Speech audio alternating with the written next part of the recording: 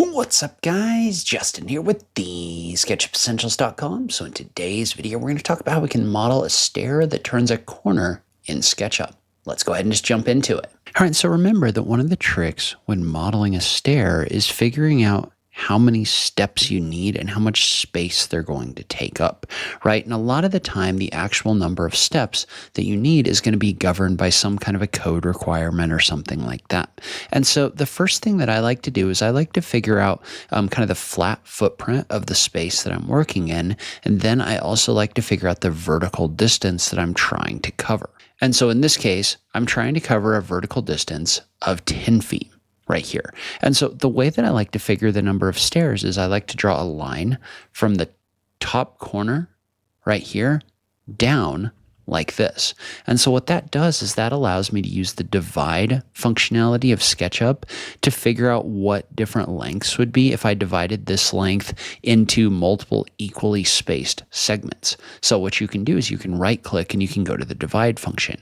And what this does is this allows you to move your mouse and it's going to divide this line into equally spaced segments. Well, in a lot of places, the maximum step height is dictated by code. And so what you can do is you can look up the maximum step height. And so in my area, by code, it looks like my steps need to be somewhere between 4 inches minimum and 7 inches maximum. And so what you want to do is you want to right click on that line and click on the option for divide. And so I can move my mouse until I get an equal spacing on these that's going to be less than 7 inches. So in this case, these steps are going to be 6 5/16 inches tall. But what we've done is we've divided this into a number of different lengths so that we can see what the step height is going to be. So now we need to figure out what our tread depth is going to be. And so in my location, tread depth is 11 inches minimum. And if I'm trying to maximize the space that my stair is taking up or minimize the space that my stair is taking up, that means that these steps are going to be 11 inches, right? Until I get to the corner over here, because the corner is going to have a flat landing. So what I can do is I can draw a line over that's going to be 11 inches right here. Well, then I can just draw a line down like so, so that it aligns with this next step. Well, now I know where those steps are going to be, and I can just use the move tool in copy mode in order to create copies here, right? So I can just select both of these, tap the M key, tap the control key, single click, and then single click again. And remember, with the move tool active, what I can do is I can type in star and a number of copies. So in this case, I'm going to type in a value like star 8 and hit the enter key right here. Now, one thing I need to figure out is I need to figure out how wide I want this corner landing to be. And so in this case, I probably want this corner landing to be approximately 3 to 4 feet. So maybe we'll say 3'6" right here.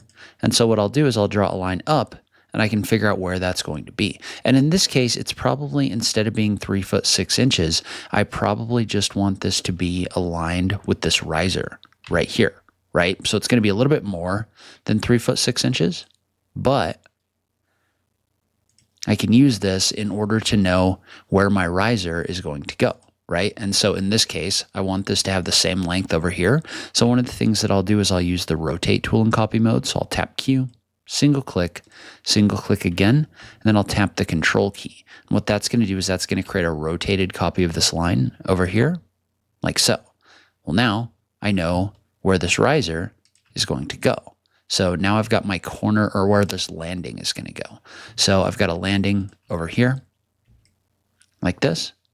Well, then I just need to do the same thing, right? So I can just take one of these steps. And what helps me is using the move tool in copy mode in order to create a copy over here. But then we're just going to do the same thing, right?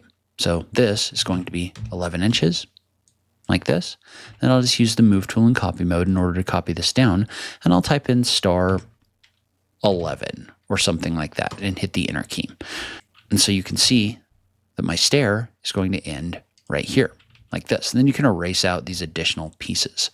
And so then all you have to do is draw a line down to this point. Then we're going to draw a line from this point to this point right here, and then we can erase out our extra. And depending on the way your stair is going to get built, you might do this a little bit different, right? You might make this more solid or something like that. But in this case, this is going to work just fine. So I'm just going to draw a line down. We'll draw a line right here. And we'll pull this across like so. Now I'm going to erase out all these extra edges because I don't need them anymore. Then I'm going to take this corner and I'm going to pull it down like this. And I can just draw a line across this face right here in order to heal it. And if for whatever reason this doesn't work, it's probably because you have a gap. So we're just going to go fix the gap over here. But then I'm going to do the same thing up here. So we'll pull this across like this. And this is going to have a thickness. So we'll go ahead and pull it down like so.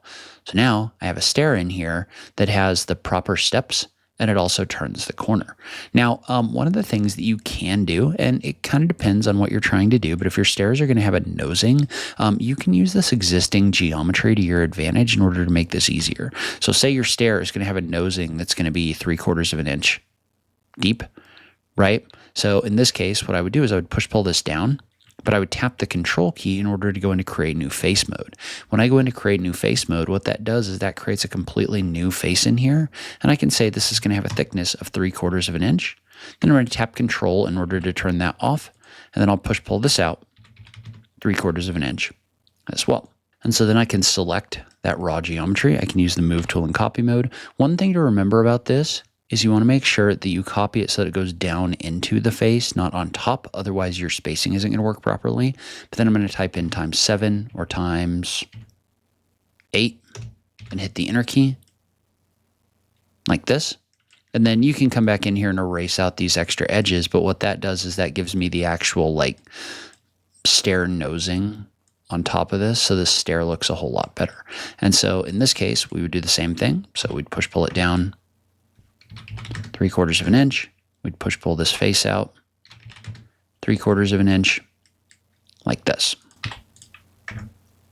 Do the same thing over here like so.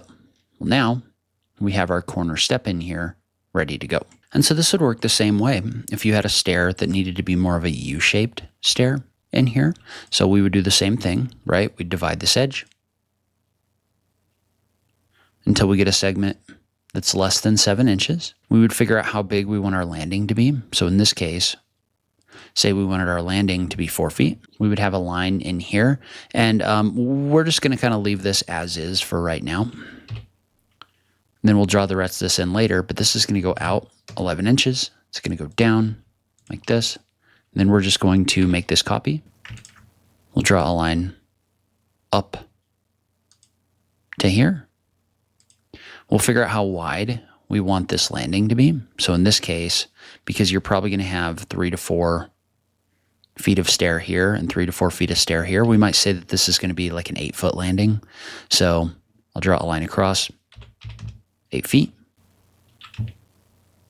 We'll take this piece and we'll move it over here to this edge. And then we'll just keep going, right? So 11 inches. Select both of these, move tool in copy mode. We'll close off this last step. We'll draw a line across here and across here. Whoops. And over here, remember our step needs to end right here. Then we'll erase out this extra because remember, this is just going to get pulled that structure distance. Then we can just pull this across. And if you wanted to, you could group this first. So you could double click on it and then make it a group. That way you're not going to have all this geometry merging, which might make editing it easier later. But now we can do the same thing over here. We'll make it a group. Pull it across. And now we've got our U-shaped stair in here as well. So the trick with stairs is really figuring that vertical distance and then your minimum length that each riser can take. At that point, it's just a question of figuring out how much area you have to give and kind of adjusting your design in order to make everything fit. So if you want to learn more about modeling in SketchUp, make sure you check out the SketchUp Essentials course. That's my course where I teach people how to use SketchUp. You can see that at TheSketchUpEssentials.com/course. But as always, thank you so much for taking the time to watch this, and I'll catch you in the next video. Thanks, guys.